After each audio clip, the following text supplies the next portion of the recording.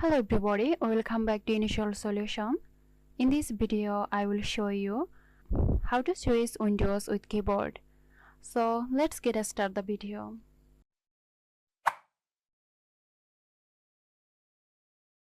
The classic shortcut to switch between open windows is hold down the Alt key and tap the Tab key. Keep holding Alt and press Tab repeatedly to cycle through the open windows.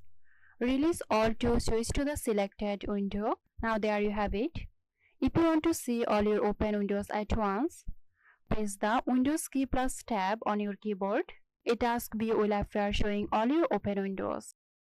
Now click on the window you want to switch to, and that's it. If you find this tutorial helpful, give us a like and subscribe to Initial Solution for more helpful tutorials. This video is sponsored by Girosoft. Girosoft offers graphic design, UI UX design, digital marketing and web development. Elevate your brand with Girosoft today. For more details, check the description box.